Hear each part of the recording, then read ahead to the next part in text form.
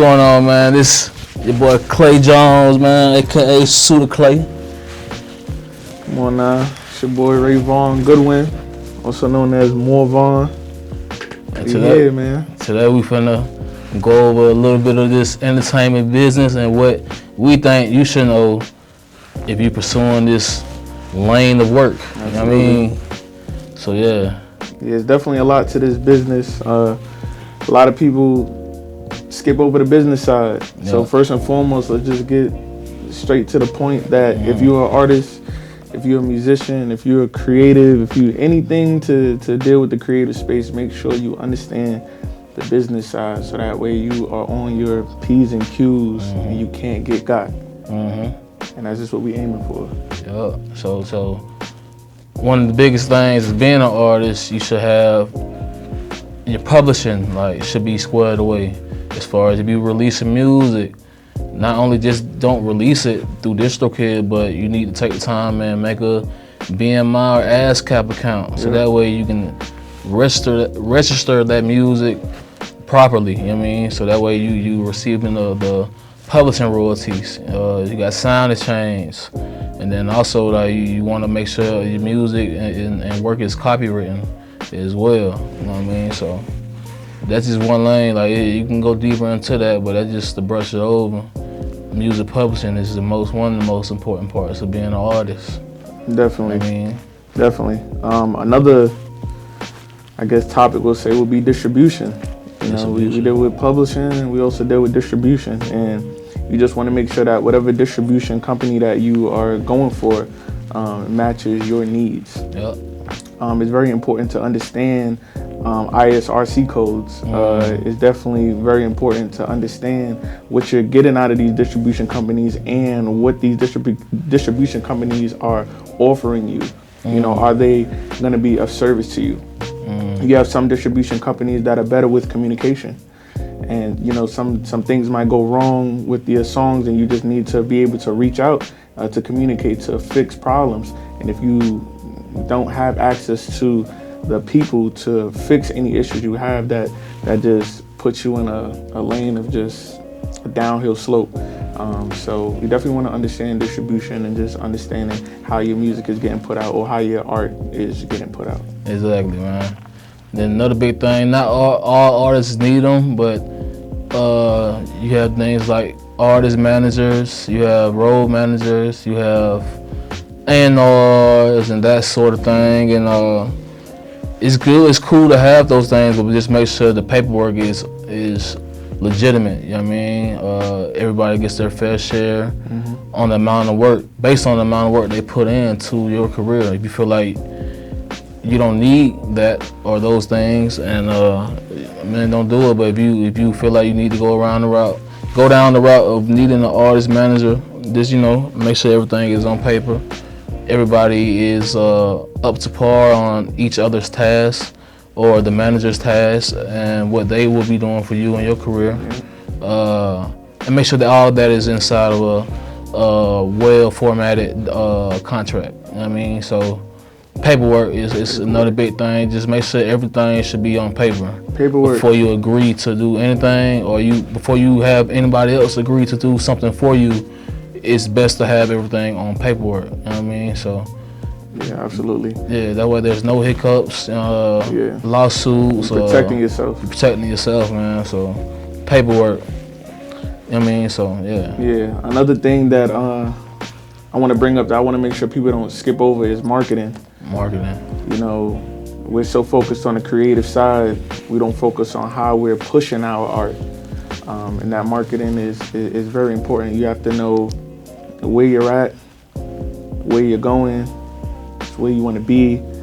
You also have to really just find out where you can fit and where you can thrive into whatever area of art that you're in.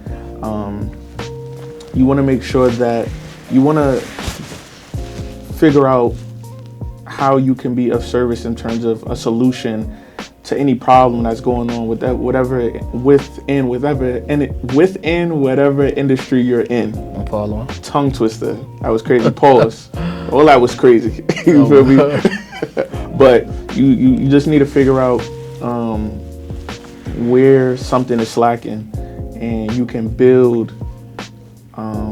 You can really build yourself within whatever that may be. So if you want to just slide in, you figure out what's wrong. What does your industry need, and see if you can provide that service, and you won't do anything but excel.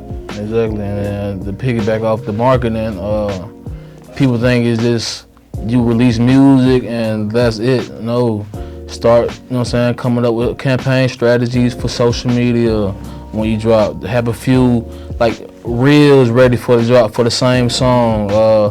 If you gotta do a podcast or two to go speak on the song and to let your fans know more about you, go do that. Just have a campaign ready when you release music. Don't just release music and think that's where it stops. The biggest part is the marketing behind it and getting your product to the consumers, which is your fans. You know what I mean? And you have things like that can help you boost those things as well. You got YouTube ads. You know what I mean? Pretty much a lot of people don't know you can go to YouTube through your account and access YouTube Studio, which everybody has that if you have a YouTube account. And on YouTube Studio, a lot of people, they don't advertise it like that, but you can go sponsor your music and videos through YouTube Studio. You know what I mean? You can try a $50 campaign, $100 campaign, and basically what you would do is you have a certain reason that you want to reach, which my advice is to get your reasons from your distribution. Whatever your distribution outlet is, they will let you know where your music is getting played the most at. So when you take those countries or states and cities, you will take the best and top performing cities and take that over to your ads, and that's where you need to be pushing majority of your music. You know what I mean? And you know, you can push it elsewhere as well, but just try to work two and two together. You got your Instagram ads, you got the TikTok ads. And TikTok is very easy. Like you just put $8 on one of your posts and stuff like that, and that should go.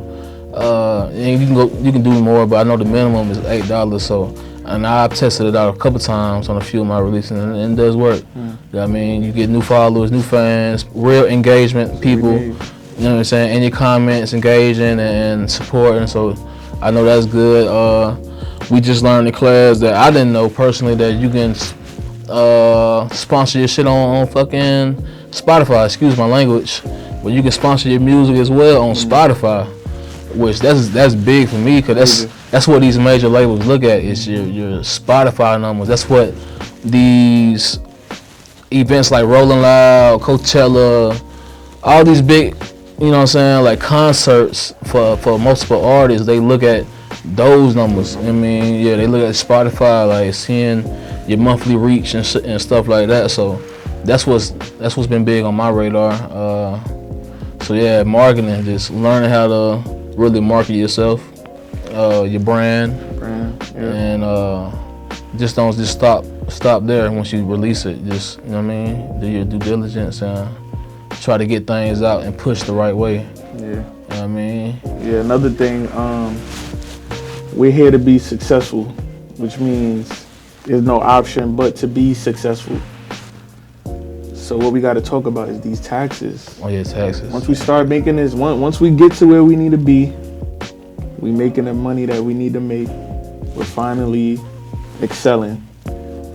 At the end of the year, we're gonna get taxed. You gotta get taxed, man. And you need to really understand taxes, understanding your write-offs, understanding what you can do to make sure that you don't owe the IRS, or owe the IRS as little as possible, but the goal is not to owe them at all.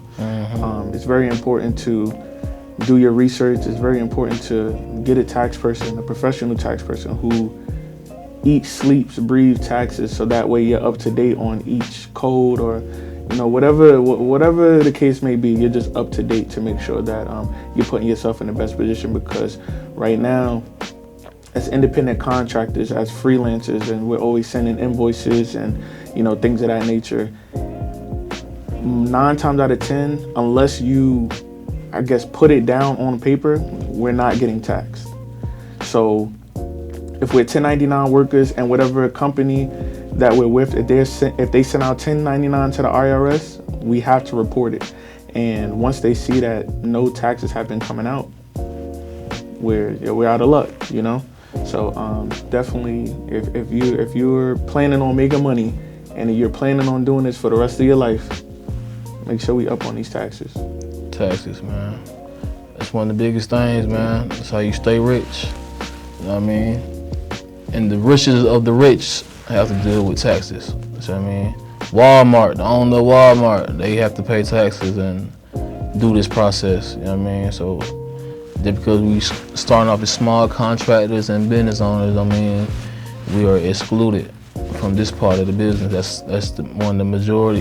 The main parts of business, not just music business, is paying back Uncle Sam. Mm-hmm. Sure. You can't run. Yeah, you can't hide. I mean, they coming for you. They Facts. coming. They coming, man. Facts. But what time we got right now? Yeah, no, we good. Yeah, man. So that's just a little bit of knowledge and game on what we learned by taking Miss Amadi Jones. Yo, shout out to Miss Amadi. Entertainment business class as audio engineers. But I also do film as well and music. He nibbles and dabbles himself. Yeah, so I'm more so an artist, songwriter, but I'm very heavy in audio engineering. So AV, I do conferences, I do live sound, just anything, honestly, everything audio. Yeah. I do film, boom operating, post-production. But they say whatever you need, I got it. You know, so it's very important. It was very important for me to take this class and to understand the business side, because I'm in so many different fields of audio. I need to make sure that I construct myself properly and to make sure, that I have a good foundation. So again, shout out to Miss Amadi. Yeah, Miss Amadi John, man. This Souda Clay, man, it was good discussing this topic with you guys, but you know, our assignment and project is done. You know what I mean? Get out of here. This will be 100. We know it will, Miss Amadi. Come on now. Fuck with your boys. Come on now. You know what I mean? I got the best attendance in the class. Come on now. Look at the numbers. So yeah, we'll see y'all next time, man. Out of here. We out.